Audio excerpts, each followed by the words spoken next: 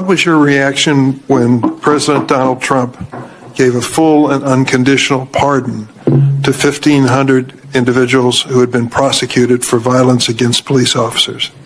Well, it's frustrating to see that, but what I point to is since that day, since January 7th, 2021 through today, we've had 1,537 officers injured where someone has assaulted a police officer, and 95% of those cases have been no-papered by the U.S. Attorney's Office.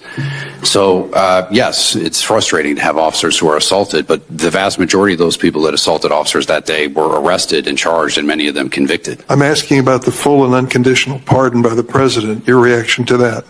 My reaction is that it's more frustrating to have suspects who assault police officers who are arrested by cops and have that case no-papered by a U.S. Attorney's Office than it is to have people who are convicted of crimes and spend years in jail and later be pardoned. I guess I don't follow you. You're saying that since there were assaults aside from January 6th that were not prosecuted, you felt more strongly about that than the pardon of the president of 1,500 people who violently assaulted police officers? What I'm saying, Senator, is more than 1,500 officers have been assaulted by people since that day, and nothing has happened to those suspects. Would you put them in at least the same level of outrage, assaults on your officers, whether in the Capitol January 6th or afterwards? I don't think anybody should ever be assaulting officers, and if they do, they should be prosecuted to the fullest extent of the law. And should they be full and unconditionally pardoned?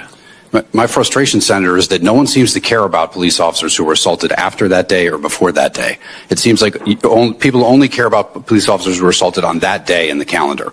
Police officers are assaulted all the time, and no one seems to care about it, and that's our frustration. Well, I'm certainly not in that category, and I don't think most people are, but let me tell you something else.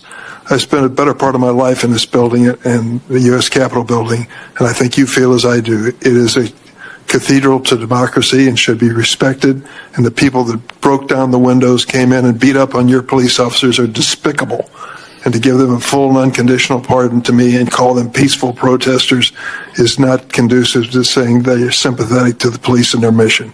I just happen to feel that way. Nobody cares about January 6th. Nobody cares about what the Democrats care about. We just don't.